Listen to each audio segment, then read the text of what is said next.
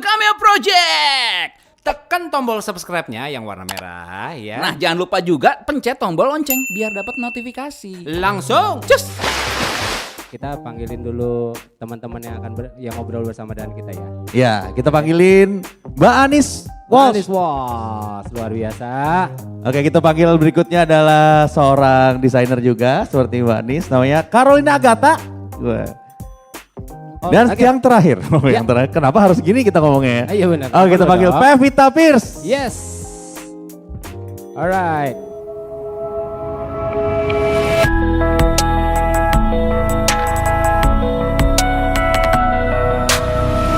Hey, welcome to POV. Ya. Tepuk tangan dulu dong buat mereka bertiga Yeay. yang sudah ada di depan. Luar biasa.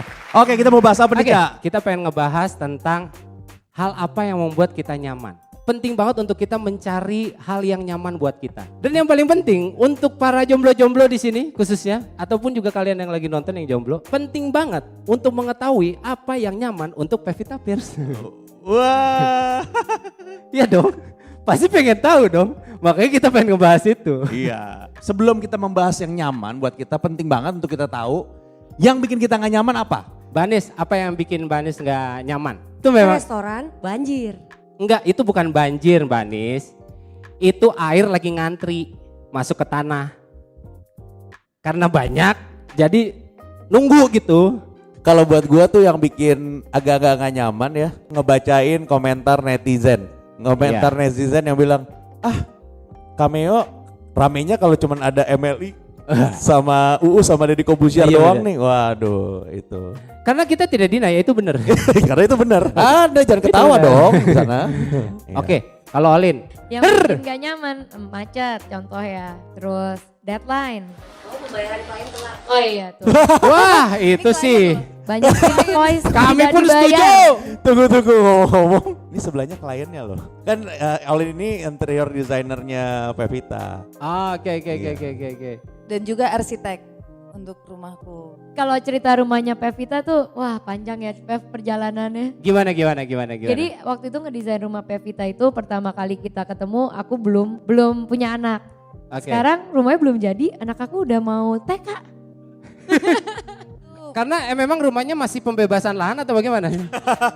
Bingung kok lama sekali. Kan namanya rumah pertama. Oh, iya. Terus pada saat itu juga umur masih lebih muda pastinya dari sekarang, masih lebih banyak maunya, mau ini mau itu. Terus ketemu sama orang yang salah. Jadi roller coaster lah, ada naik turun. Bangun rumah itu lumayan challenging, seru, bikin gak nyaman. Tapi terakhir Pev bilang, ya capek sih Kak, tapi sekarang pas udah mau selesai rasanya pengen bikin lagi. Seperti melahirkan ya. Bener gak ibu-ibu? Jadi menurut gua kayaknya cukup banyak ya di Jakarta ini. Maksudnya di luar dari komen-komen yang ada di netizen. Orang-orang yang di komen itu gua rasa cuma berani di komen doang. Iya, biasanya begitu. Enggak kayak orang ini nih. Dan Kalau boleh nambahin, menurutku memang Boleh dong. orang Indonesia ini tuh kita punya tren namanya tren latah gitu. Oh, Jadi iya. misalkan satu hal Ayam gitu. terus Bukan gitu dong, Mama. ngetren, langsung yang lain juga lakuin. Harus dibalikin culture kayak zaman dulu orang-orang di Friendster di mana isi testi tuh muji-muji. Oh iya. Kayak isi testi dong. Ini anaknya baik, ini. Iya, Kalau sekarang jadi wah gila lo, dasar lo bawa-bawa agama, bawa-bawa ras, bawa-bawa. Nah itu culture yang harus diubah lagi dan harus pelan-pelan dimasukin lagi ke semua generasi sih. Bukan cuma ngomongin yang muda juga, tapi kan sekarang yang menggunakan social media Ya. dari segala umur, segala education background. Jadi itu perlu dimasukin lagi tren yang positif bersosial media. Iya, benar. kayaknya orang tuh udah tidak terbiasa lagi untuk melihat hal yang positif dari temennya ataupun juga dari orang lain ya. Dan mungkin karena zaman sekarang itu kan sosial media tuh udah ngumpulin orang-orang negatif bisa langsung terkoneksi tuh. Nggak suka sama satu hal gitu, tinggal cari aja nih satu hal punya Instagram apa enggak nih. Beberapa tahun yang lalu kalau mereka nggak suka tuh di kepala mereka aja, nggak nyampe ditulis. Iya Nyampe betul. sekali ada orang yang biasa nulis, dia mikir, loh dia nggak apa-apa, berarti gue juga nggak apa-apa, gue mikir hal yang sama kok. Nah Ya. jadi that's the price that you have to pay ketika kita ngomongin social media. Resiko dari bebas berpendapat ya kayaknya. Ya salah satu resikonya memang itu sih. Cuman masalahnya banyak orang tidak mengerti bahwa bebas berpendapat itu ada remnya gitu. Maksud gue gini, lo mau ngomongin tentang orang lain boleh, sah-sah aja. Tapi lo mesti berhenti waktu ketemu sama hak asasi manusia.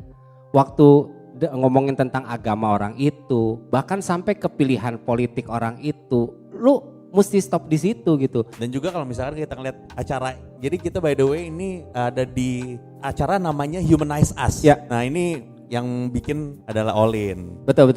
Jadi ini bagus banget acaranya karena kan kita bisa istilahnya mendapatkan inspirasi dan edukasi dan juga ini proses pemulihan diri ya sebetulnya. Karena kita udah terlalu dekat sama orang-orang yang toksik di sosial media, Ya. makanya acara ini diadakan. Jadi memang awalnya ide dari acara ini adalah karena kita semua manusia pastinya. Iya. Jadi tapi kadang kita lupa, jadi perlu dimanusiakan kembali gitu. Jadi tadi sebelum ini aku ajak Pevita muter instalasi. Itu aku ceritain instalasinya kita namain social installation dan itu journey kita di dalam society kita sekarang di era digital dalam kita menggunakan social media. Dan menurut WHO aja by next year tuh depression bakal jadi second disease after heart attack. Dan itu menarik karena salah satu trigger utamanya adalah social media. Susah banget untuk orang bilang quit gue gak mau pakai sosmed. Enggak, karena sebenarnya itu diciptakannya baik untuk berkomunikasi, sharing, tukar informasi. Tapi lebih ke arah gimana sekarang di society kita sekarang ini kita lebih mindful, lebih bijaksana, lebih wise dalam menggunakan social media. Kalau merecap dulu dari udah hampir sebulan kita ngadain acara ini, banyak banget talk session yang menurut aku membuka mata gitu terhadap isu ini. Kita nggak bilang kita menawarkan solusi, tapi lebih kayak menaikkan awareness terhadap apa yang sedang terjadi sih sebenarnya gitu. Iya tadi juga pas dibawa muter lihat instalasinya sedikit agak nyentil sih. Wow. Karena menurut aku juga dengan social media ini semuanya itu kelihatannya surface-nya aja.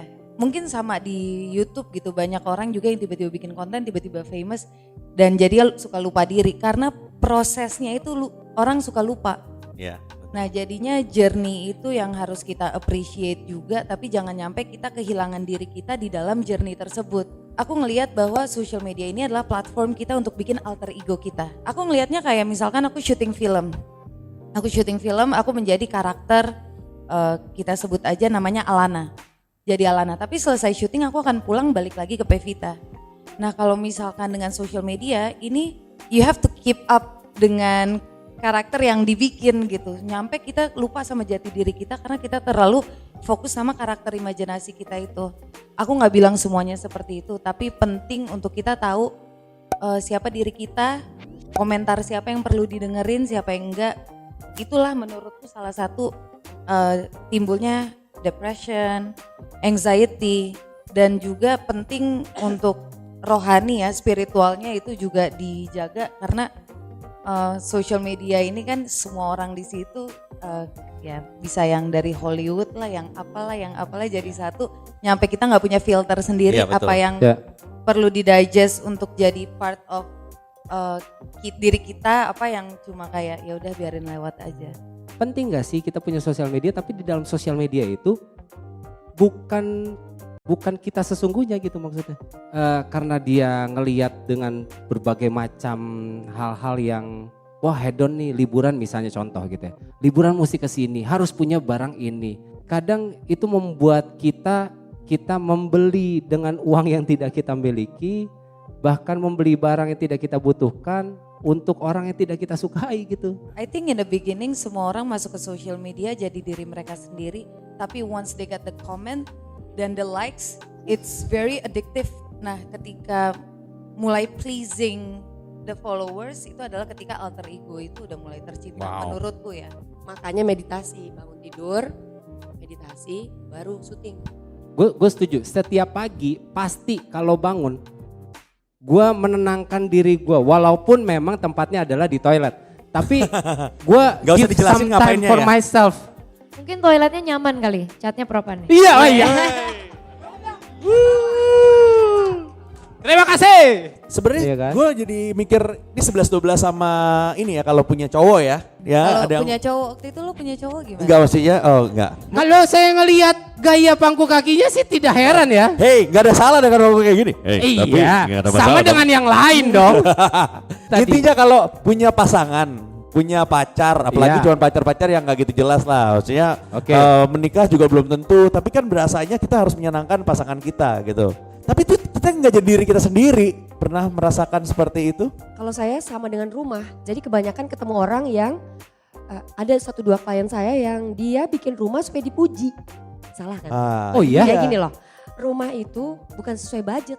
Rumah itu sesuai apa yang kita inginkan gitu loh. Iya. Karena saya ketemu klien banyak banget yang menurut teman-teman arisan saya, Oh, iya, kalau walking closet saya pakai klasik warna putih duko mengkilat, terus handle-nya kristal, saya baru menjadi bagian in the gang. Nah, Wow. itu menurut saya nggak benar itu. Berarti intinya kalau misalkan kita pleasing other people terus di relationship, di rumah, kita jadi nggak tahu apa yang kita senengin. Untuk kita tahu apa yang kita mau, itu juga butuh proses.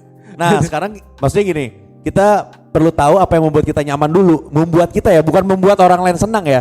Membuat kita nyaman. Setuju. Nah lu apa Za? Gue liburan sama keluarga gue nyaman.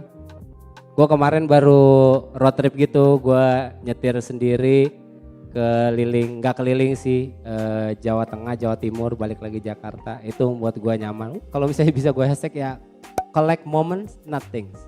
Gitu. Bagus. Jadi itu yang lagi pengen gue coba untuk gue koleksi. Itu membuat gue nyaman.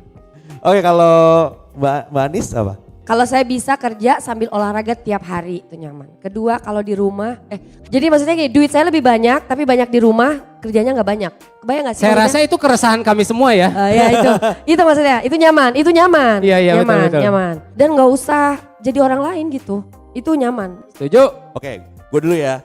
Kalau gue nyaman kalau misalkan gue tidak perlu melakukan apa yang di demand oleh orang. Kalau gue memang pada dasarnya gue bukan social media person. Jadi gue tuh paling jarang ngepost. Jadi sebisa mungkin kayak aduh nggak pengen ngepost nih, gue pengen kehidupan pribadi gue aja buat gue aja gitu. Ya itu kalau gue. Itu kalau Pevita? Ketenangan, bunyi alam, laut, gunung, burung, kucing, anjing, binatang-binatang aku senang. Cat yang bagus, yang bikin kamar kalau udah lightingnya pas, semua itu pasti. Ya. Ngomong-ngomong soal chat, begitu. Enggak karena Langsung ke sana ya? Karena gini, karena balik lagi. Kalau gue kenapa gue bukan social media person karena gue sangat menghargai present. Sekarang gue ada di sini di detik ini gitu. Dan gue sangat suka banget tinggal di rumah yang nyaman sebenarnya. Gue pengen buru-buru pulang, gue bisa ngobrol sama istri gue, Ya. kayak gitu. Lo tau gak itu karena kenapa? Kenapa? Umur. Enggak, karena menurut gue gini, karena penting banget itu kenyamanan yang ada di rumah kita. Karena kan Setuju. gini, karena balik lagi kita mau selama-lama apapun di luar, kita akan balik juga ke rumah. Betul. Itu dan apa aja sih sebenarnya yang bisa bikin nyaman di rumah selain orangnya ya? Kalau misalnya bangunannya ini kan yang misalnya dari kalau misalnya kita punya masalah dengan bangunannya tidak nyaman, ini hal-hal ini yang ingin kita bahas sebenarnya. Gimana caranya kita bikin bangunannya yang dari tidak nyaman menjadi nyaman. Iya, gitu atau kan. bangunan udah jadi, ya dalamnya bagaimana kan di dalamnya ada. Nah makanya sekarang ada interior designer. Betul sekali. Nah, kira-kira elemen-elemen apa aja sih? Kalau misalkan, karena gue bukan interior designer ya, takutnya kalau gue kasih opini ntar so tau jadinya. Sebenarnya proses bangun rumah aku selalu ngingetin dia gitu di saat dia udah mulai mental breakdown. Bikin rumah tuh gampang, Pev. Waktu itu emang ada kesalahan orang. Balik lagi di setiap klien kita handle residential project, ada rumah, ada apartemen. Cuma semuanya menurut aku tuh satu key-nya. Balik ke karakteristik orangnya. Sebisa mungkin melibatkan klien sepenuhnya, apalagi dalam proses mendesain. Karena nantinya akan nempatin dia. Kalau misalnya tadi nanya, ada orang nih bilang kayak kok gak nyaman ya di rumah gitu. Mungkin ya balik lagi, dia kurang mengenali dirinya lagi, apa yang bikin dia nyaman. Itu akan mendefinisikan desain kalau menurut saya. Saya kebetulan adalah pernah sampai detik ini mungkin sekitar 500 rumah yang saya datangin. Ya, di Jakarta aja. Jadi itu ada yang rumah yang daerah Sunter, satu rumah dengan kambing. Satu rumah dengan kambing? Ya. Itu gimana cerita? Di Sunter. Oke. Masuk ke rumah dengan lebar 70 cm, rumah 3x4 dengan kambing. Gimana caranya kita membuat mereka nyaman? Kambingnya dikeluarin, kemudian dikasih cat yang baik. Jadi kenyamanan buat saya itu sebenarnya dilihat dari bagaimana kondisi mereka, apa yang membuat mereka bahagia, mengenal diri mereka. Menurut saya itu tepat sekali. Jadi mencari titik kenyamanan mereka begitu. Nah itu udah pasti nggak bisa lepas dari selain pencahayaan juga cat yang dipilih. Nggak hanya cat sih sebenarnya. Jadi Propan itu nggak hanya cat ya. Nggak hanya cat. Dari atas dulu, dari atas dulu, dari atas Dari dulu. atas, Iya. Iya. Atap, ceiling, plafon, dinding ya kan. Oh itu Propan Ya, semua? kontraktor salah bikin bocor-bocor kan nggak bisa. Larinya Oh, ke iya. Propan juga kan, waterproofing ya kan. Iya. Yang penting tapi sesuai dengan karakteristik yang punya kan. Kalau misalkan kayak Betul. contohnya nih ambil contoh Propan yang Leganza. Nah itu kan karakteristik orang yang seperti apa yang memang Betul, memang ya. suka Betul gitu. ya. Mungkin kalau boleh cerita sedikit, bahkan kayak aku nih kalau ngedesain rumah, karena saya ngelihat dia siapa gitu. Dia ada storytelling di setiap pribadi. Melihat Pevita aja contoh ya, Pevita nih orangnya sukanya alam, tapi dia suka ada nyeleneh-nyelenehnya nih gitu. Jadi kayak dia bilang, Kak aku mau ada nyelenehnya, aku pengen ada pink gitu. Jadi di toiletnya dia tuh, di powder room, mungkin Reza bisa mampir nih. Jadi semua kamar mandiku pink, tapi pinknya beda-beda. Ada yang full pink, ada yang pink motif, ada yang putih pink, tapi pink. Cat Itu pakai stucco, Propan. itu pakai Propan. Kita pakai stucco paint. Oke. Karena Warna. menurutku dengan sekarang itu cat itu juga udah jadi pembantu pembentukan karakter dalam rumah. Oh wow. Ya udah mau warna pink, tapi kalau misalnya pink biasa kan bosan ya. Jadi yang lebih ada tekstur-tekstur lebih fashionable dan lebih edgy, lebih anak muda. Stuko pun kalau sebenarnya di stuko di depan nggak ada yang pink kan ya Pevita ya? Nggak, itu karena dioplos kan ya. Nah itu kelebihannya bisa beribu-ribu warna di Oke. Propan gitu. Penasaran Stukopaint kayak gimana bisa lihat di Enggak mungkin ya? bisa lihat di websitenya Website juga Propan bisa, ya. website juga bisa. Stukopaint. Di mana aja Mbak Anis? PIC apal? 1, Grogol ya Pak? Grogol. 2 di Tangerang. PIC Salatiga. 1 lagi PIC Denpasar. PIC itu apa? Propan Inspiration Center. Propan Inspiration Center. Jadi buat teman-teman yang nonton POV ini kalau misalnya kalian pengen beli propan sambil liburan, kalian bisa beli yang di Denpasar ya. Iya emang nggak boleh lo liburan beli propan? Boleh dong. Ada juga orang yang nonton di Bali bisa belinya di Denpasar, bukan orang yang mau jalan-jalan sambil beli tas Propan. Nggak seru bro. Kali aja kalau misalnya lagi nonton sambil menikmati sunset gitu kan. Iya. Gua kan juga pengen ini ya, lagi proses buat rumah ya. Ya. Mungkin kalau gua akan kalau diizinkan juga, dia maksudnya biar sepakat gitu ya, catnya mau apa, mungkin gua turqua. Pasti Berarti kalau dong. misalnya turqua itu apa itu karakternya? Kalau gua